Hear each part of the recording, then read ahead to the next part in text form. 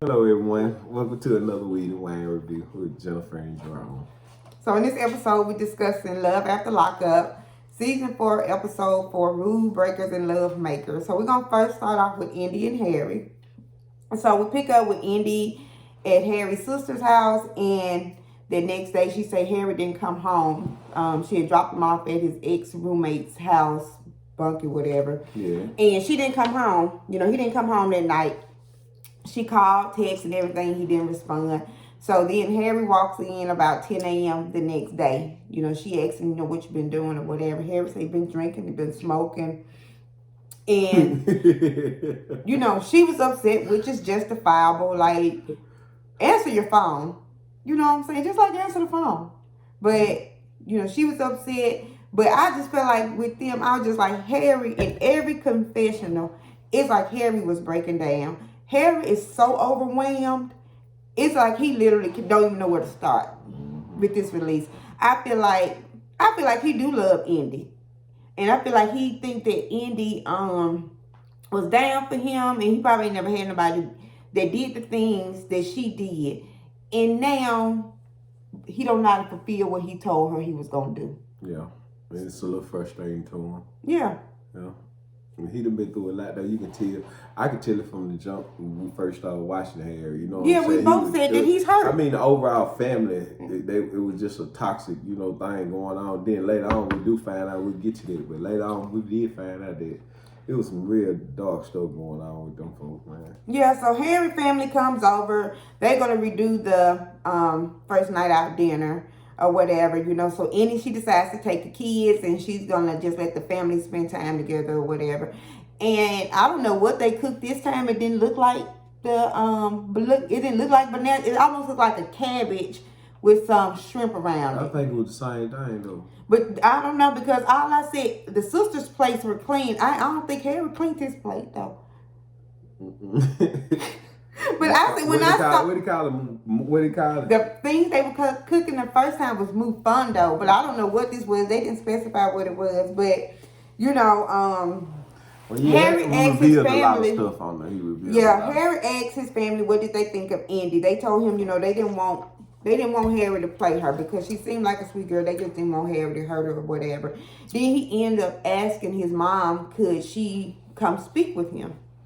And so when they went in the room, Harry just basically just told her all of the things that happened in his childhood with his stepfather.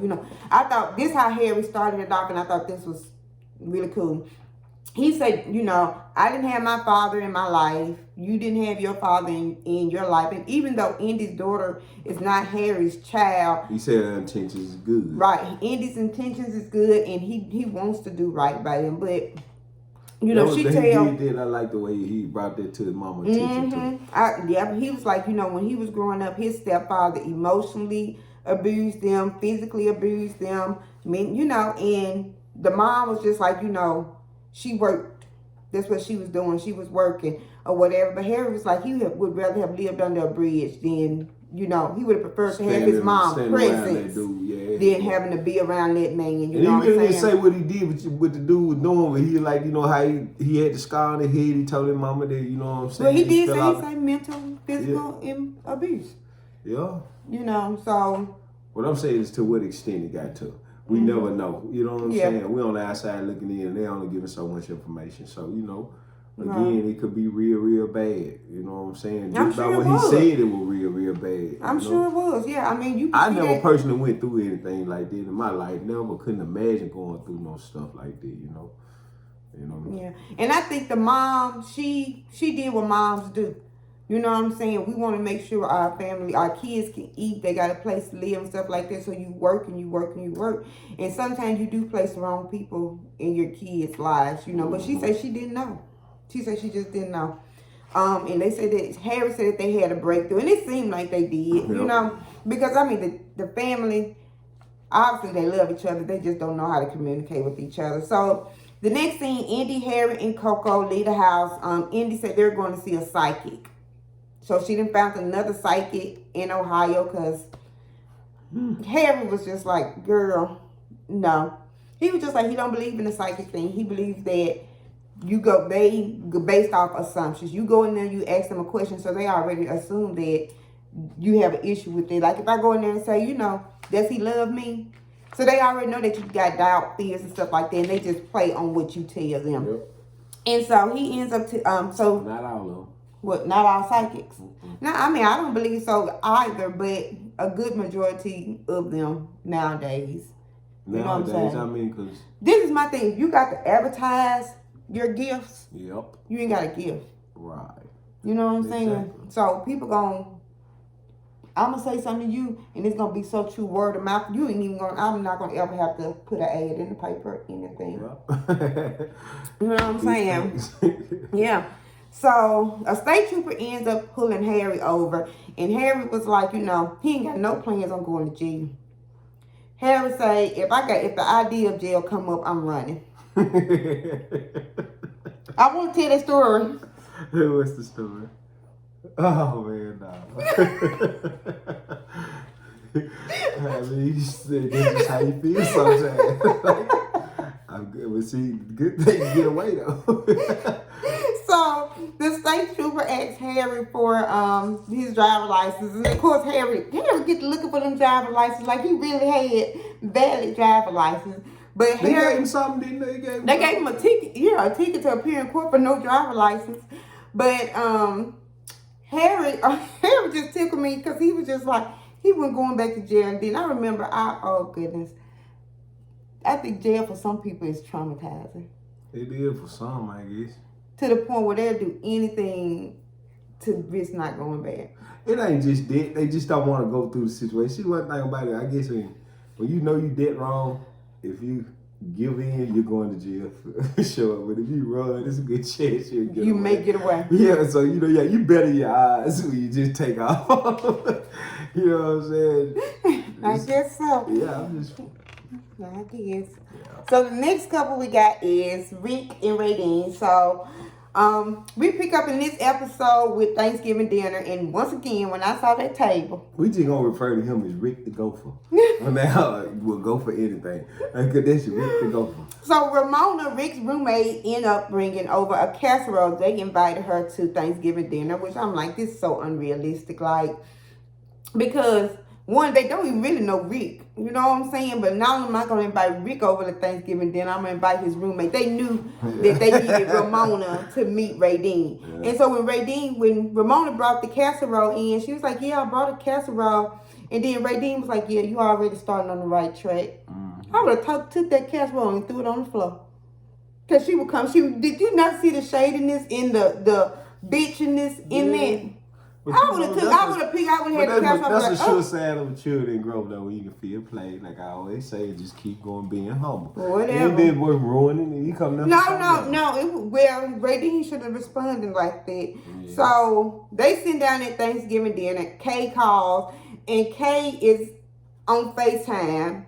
And so she sets up a chair for Kay so she can participate in Thanksgiving dinner. Yeah. And then I thought that was a little old boy right there, man. Rick sit there, man. I don't know Rick. Rick fed an egg to Kay and everything through the phone. You say he being sarcastic. I said he was being sarcastic. Yeah, but he was probably being Rick just a pushover, man. Remember what I say, man. He the gopher. And his own roommate said, no matter the case, Rick gonna still be like he gonna be happy. So you know what I'm saying? At the end of the day, she just got her the right one. Yeah. So he should have put his foot down in the car when she was talking and shit. Like I told her, hey, it would have been standing out there with her bags and everything on the side of the road. Really? Now when she said something about, well, I'm sorry to be blunt, but she ain't going nowhere. What the fuck you mean she ain't going nowhere? And then what if she would have been like, well, I'm telling you she ain't going nowhere. Well, guess what? I'm telling you, the door right there still open. But I ain't getting out this car though.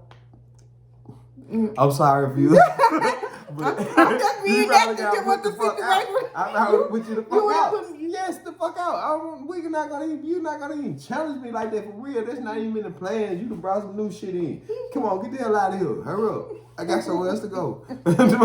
I'm not gonna be mad about it. And you hope you ain't mad about it. Maybe we link up later on or some shit. But no, you ain't your girlfriend. But fuck all that. Bye. If Rick would have put his foot down, I promise he wouldn't be going through the shit he's going through. Okay, you keep saying, making this comment, putting your foot down. Putting your foot. What does putting your foot? Because she was sizing him up. I ain't saying putting your foot down and standing by your guns, man. Okay, you know one thing about it, dealing with any kind of shit like that, and especially a relationship with somebody coming out of jail. First of all, your expectations should be nothing, zero, minus, under nothing. But your standards is some shit you just won't go for. You have your standards. I'm gonna die by my standards. You know what I'm saying? But for the expectations, that shit out the window. You know, you're going there open minded and you're ready for whatever. I understand but what there's certain saying. shit you ain't gonna go for. You ain't gonna go for it. So at what point did you have to put your foot down in this relationship? I got a beautiful, perfect woman. I couldn't ask for much more. So why do I have to put my foot down on what? I mean, it's you always talk a lot. You talk a lot. So at what point? So you're trying to say I've never ever challenged you at any point? Can you recall? I'm trying. I don't know. I have all to right, think then about I'm it. telling you, you never have. I mean, it's not. Then one thing, we two perfectly mature adults, so we are able to compromise and. Well, I definitely won't say perfectly.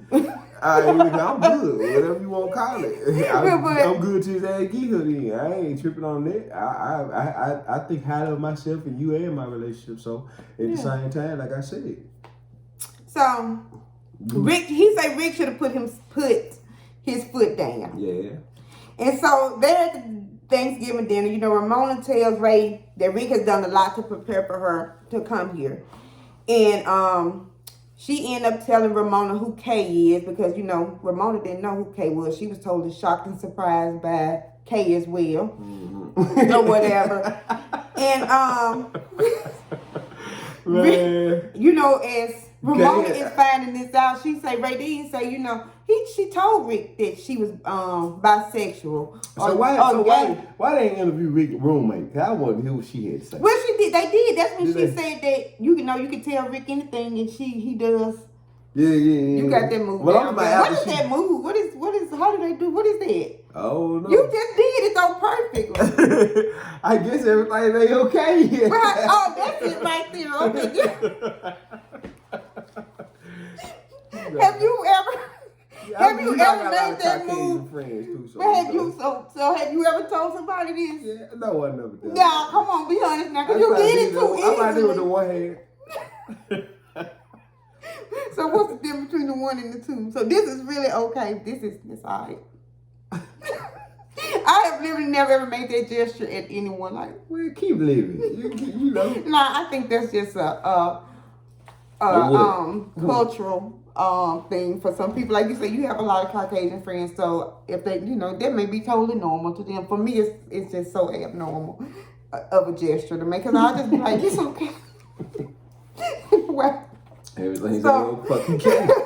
So basically, Radine is just like, her relationship with Kay shouldn't be a shock or surprise to anybody because she's always been gay. And the dad is like, yeah, I caught her with two girls one time in the clubhouse. The whole time her little brother's sitting there as well. I'm like, it's Thanksgiving dinner, right? So anyway, they end up going to Rick's house and they had sex. They both woke up the next morning and was just like, the sex was great. She said it was better than she even expected it to be with Rick or whatever. So they end up heading over to her dad's and Kay calls. And Rick says it just makes him feel weird. Hey, I'm trying, hold up, before you go too far. I'm trying to figure out who had the morning breath, because I heard morning breath. That was Rick told Radine. You stupid. She had the one. Look, I was riding TV with her mouth. She probably had the right breath. The stinking breath in the morning. Rick said that to Radine. He said that to Radine. Mm-hmm. Yeah, we need, look, that girl should have been asking for them veneers, though. I still say that every episode. Veneers, just all I say, man, your mouth ain't right, man. Like, ooh. But Rick is, I guess Kay is just throwing Rick all the way off, though. You know, he said he hasn't slept with anyone in years because he loved Radine so much. And he feel betrayed. Mm-hmm. And so, but this is my question to you. If you know that your partner is gay, bisexual, well, okay, say bisexual, and they get into a relationship with a woman, why does he feel so weird about it? Maybe because he's not, he just maybe he don't feel so weird, he just feel left out. But he hasn't even, she's been so open with him. She don't not answer the phone with Kay calls. she don't not tell him things that can. She includes everybody in it. Like he said himself, he feel like he intruding. You know, like he feel like he out of place. So you know what I'm saying? Maybe it ain't even the respect for Rick that she in the transparency that she giving him. Maybe it's the transparency that she giving to Kay. Every time Kay calls, she gonna answer the phone. She be like, I got shit to hide. It took a second, but I see what you're saying. It's more like Radine and Kay is in the primary relationship. Yeah, in the primary relationship. Rick is just there. Yeah, you know so what he said? Like, these two girls been plotting up on me for the last 5 years to get some money out of me and some shit. So that may be the case. I mean, that's how I look at it. You gotta look at it, go for. Yeah. So, well, I guess we'll see how that turns out. I wonder if Kay gonna get out before the season is over. Like, is her and Rick gonna ever have any type of interaction? Rick already told her. Remember what Rick said? She ain't going nowhere, but she got 4-5 years. Like, Rick said he can wait out. I know Rick playing out the gate. You know, I've been watching. So the next couple we pick up with is Kevin and Tiffany. The truth. That's all I got to say. We gonna cover the truth. Well, we go first. Cause then there, Kevin, I had him pegged out at the gate. I know what type of cat he was, and like he liked that girl Tiffany, and he wasn't gone. So Kevin, we pick up in this episode with Kevin saying, you know, he's going to the halfway house, which he had said that in the previous episode was like, you know, even though she said not to come pick me up, I'm going there, you know, because he wanted to see what was going on. You know, his mom comes over. She tells him not to go. You know, the mom was like, if she's acting funny, doesn't that tell you something? So basically, the mom was just like, just leave it alone, you know. So then we also, in this scene, pick up with Curtis, the other guy that Tiffany told to come pick her up. Curtis, he's also getting ready to go pick up Tiffany, you know.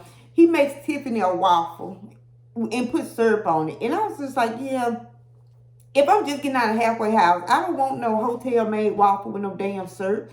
And then by the time it got to it, probably sticky and wet and messed up or whatever. So, Kevin, he goes to the halfway house. You know, they say, Kevin said, you know, this dude in this funny looking truck pull up. I was just like, that was a bad F-150. You know what I'm saying? I mean, it wasn't no baby truck. It wasn't like a little Toyota Tundra. Man, well, you know Kevin salty. Kevin pulling up in an Audi. That motherfucker worth 3 of them fucking trucks. But that don't matter. He ain't even call that man truck on stupid looking truck. But he really wanted to say that about the dude. That's what he really wanted to say. He wasn't talking about the truck. He wanted to come off with no hater at the gate. Because Kevin's little Audi was cute, and he was standing out there, and he saw the F-150. He got a little stupid. I said, Kevin must don't like trucks either. He's so tiny. Yeah. And so Kevin realized that he knows the guy Curtis, you know, and they got mutual people that they know or whatever. So Tiffany ends up walking out the halfway house, and Tiffany was literally the first person who looked like herself in her mugshot, and she looked like herself when she got out. She was a decent looking girl or whatever. Tiffany walked past Kevin like she didn't even know who he was. He was like, she spoke to her. He was like, hey, baby girl. She said, hey. That girl walked past him like she was speaking to a stranger on the street. And let me remind y'all that she was fucking with Kevin in how long? 5 years. And she started being linked out the buddy in how long? 2 weeks. I think it was 2 weeks or 2 months. That's a hardness. You don't wake up like that overnight. You don't wake like that. It takes. But this is what Tiffany said though. Tiffany said that, you know, she didn't want to have to, and that I thought she had 5 years to come to that conclusion. No, it didn't. Of course, you know, she was using him to her benefit, but she didn't want to have to get out the halfway house with the pressures of a relationship. Because no matter how good a relationship is, there are, I ain't gonna call them pressures, but you have to be considerate of another whole person. She didn't want that responsibility. Maybe yet still, but if you done fed that nigga that bullshit all the time, excuse my French out. Why do they call curse words French? Why? I don't know, cause it's a curse word. But it's not. I don't know. We'll figure that out somewhere. I'll look into that. But, for the most part, she fed him that crock all that time, man. All that time and did him like that. I don't know. But that was just raw. That was. I mean, it was wrong. It was. But the way she walked past, she was so nonchalant with it, and she kept on moving. And you know, Kevin is pissed. He started calling Curtis' name, called her names, and things like that. And put it in. I saw when he took on the chain. I knew when he did that. I said, "Oh yeah, he salty. He big man." Oh, he was upset. So at first, Curtis was trying to avoid it. You know what I'm saying? He wasn't trying to interact with it. And he was helping Tiffany get her stuff. And then he got in the truck and Kevin said something that made Curtis get out that truck. And Curtis got in Kevin's face. He said his song, didn't he? Yeah, that was a trick. And, that was the trick. He's like, he gonna knock him out. And I was like, he said, don't put your hand on me. He said, but this was my thought. I didn't think that production was going to allow them to actually get physical. But Kevin moved so quick. They didn't think it. See, they thought it was just going to be a rah. But Kevin come with that right hook, otherwise fast. That boy looked like he went to sleep. He didn't go to sleep. He didn't even put a hand half on him. He pooped. He did his face against the ground and everything like that. You see they flash back on him. He was wiping his tears out. Kevin smoking a cigarette. You was over there doing food with the wrong cat. He was already salty, man. It happened so quickly. But what I'm tripping on though, Buddy had to go ahead. He said, mission accomplished. You should have pulled off. You had the girl. Right, You done sugared her up in front of the man. Yep. He's salty. He mad. That man 5 years, he was mad. He said, okay. Yep. I was like. Kevin said, I paid the little fan off. Fuck it. But he gave him the chin. It's like he did this. Yeah. And Kevin, I thought Kevin wanted to take it when he turned it back to her. But Kevin like, nah, this on national TV. I mean, it was like he took a nap. It's like you saw his body bounce and then his head relax. I've never seen nobody get knocked out. For real? Not like that. I was just like, I'd like to see that in person. For real? For real. Don't say that, baby.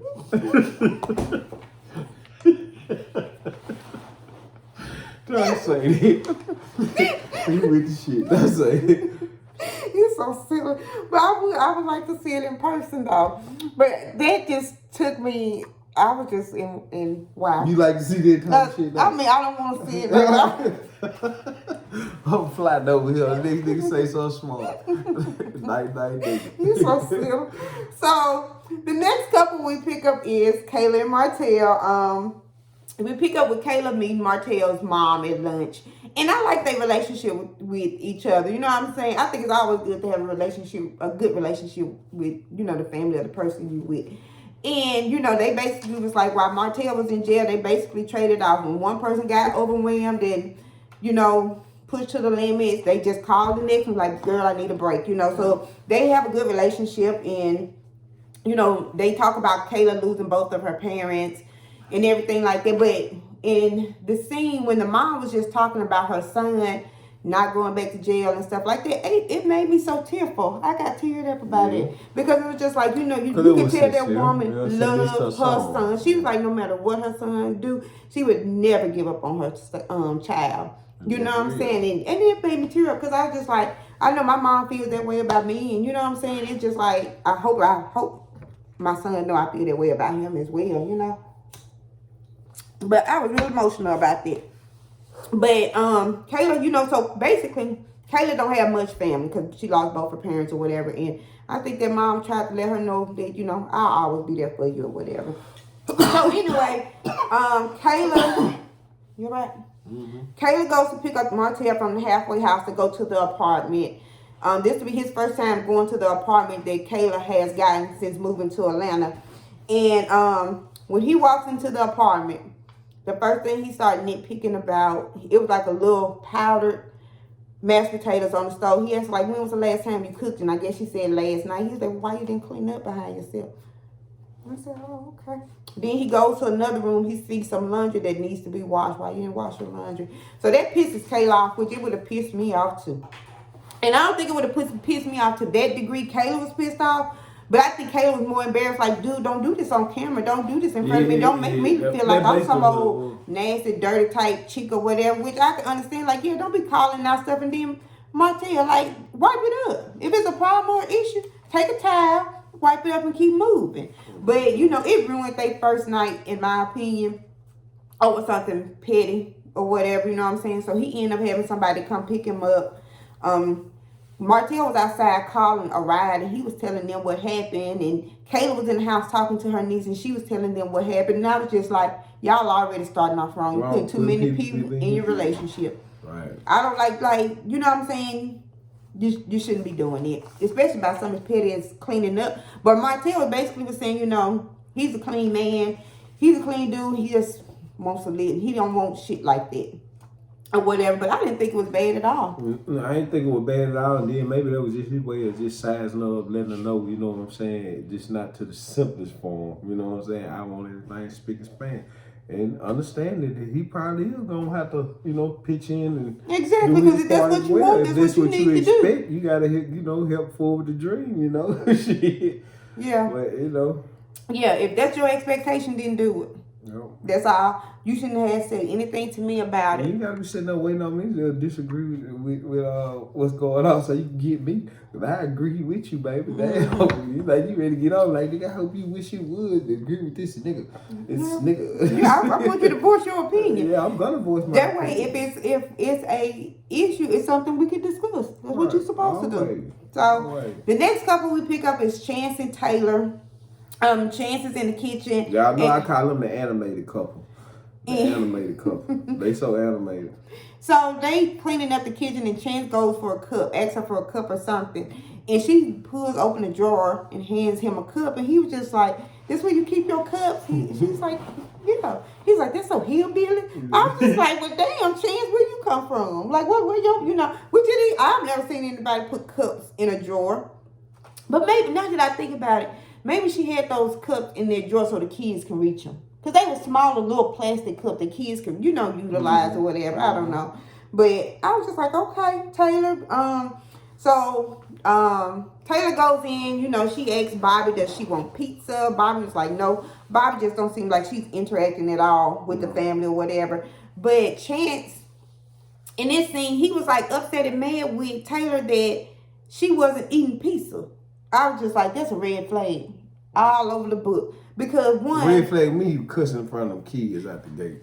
They kind of rub me the wrong way. I like, damn, they children right there. This ain't they dad. You know what I'm saying? Yeah. And then he tripping about some of the more petty shit. Like the girl got pictures up over one of her deceased, you know, partners or whatever the hell he was to. The man is dead. So what? Yeah. You know, ain't nothing wrong with keeping somebody dead. But that's what Chance does. But Chance is a bit controlling. He come off at he a lot controlling. And I think it'll get worse before it get better with him on everything because how he is, you know. I mean, yeah, because like I'm saying, at the table, if we having dinner together or whatever, because he was like, oh, you don't want to have dinner with me? And she's sitting at the dinner table literally with you. And this is all, like he say, all in front of the kids. And he was like, oh, so you don't want to eat pizza with me? I'm like, she got a pizza in her hand. She's like, you know, it's late. It's 8 o'clock. Well, why did we order the pizza? Oh, no chance. Because I'd be like, I would have took the whole pizza and just, don't talk to me like that. And then in front of my children, don't do that. Right. So, I was just like, Chance is more than control. I think Chance going to be probably become physically abusive. I don't think I think so. He might be already and did a lot of shit because I see that girl face when I look on there. She got the face of like he done already said a gang of shit to her and did a gang of shit to her. Like if you can't tell, if you pay attention, y'all can go back and look at it. You can look at her. She kind of like almost like he said some shit to her. That's why she got up and went in the other room. You know when she got up and said something. You know he producers edited a lot of that shit out, man. Yeah. So you can tell he done already overstepped his boundary. And like I told you before, it wasn't the first time cussing in front of them kids. He said fuck.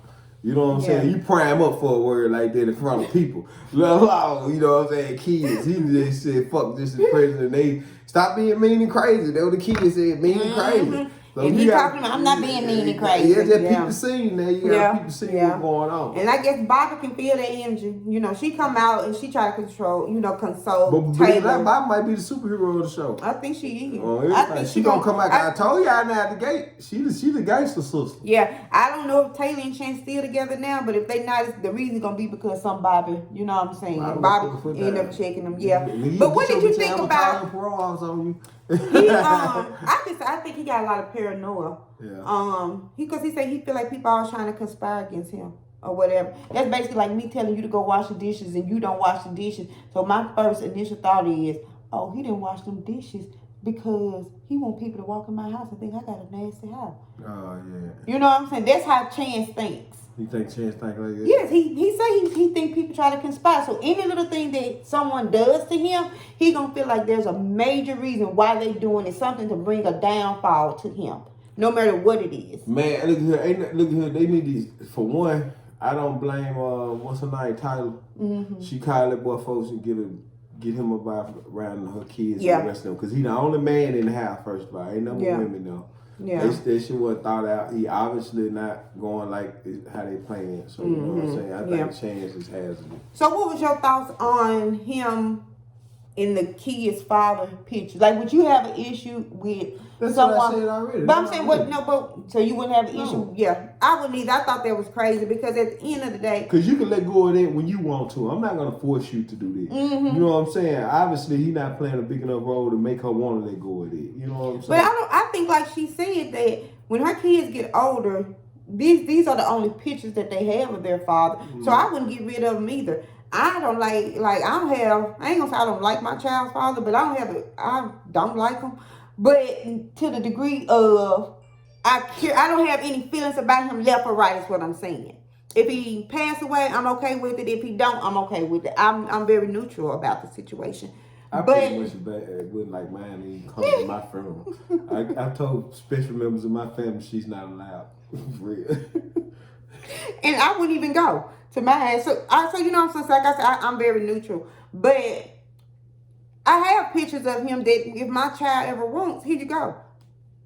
You know?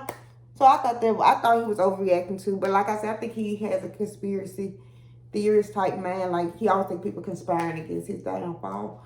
But that was episode 4, season 4. So I'm ready. I'm excited about seeing next week's Kevin and Tiffany. But you know what Kevin gonna do though? He gonna revert back to that girl. What's her name? Kayla. Yeah, that's who he should have been with. She the fool. She the fool. Yeah. So you guys make sure y'all like this video, share this share this video, comment on the video, share it, like it on Facebook, tell your family and friends. And we just want to thank all of the people who have subscribed, who does comment and like the video. Yep. What you gotta say, babe? Nothing much about the same. You said it all. Okay. Yep. So like, share, and comment. Bye. Yeah.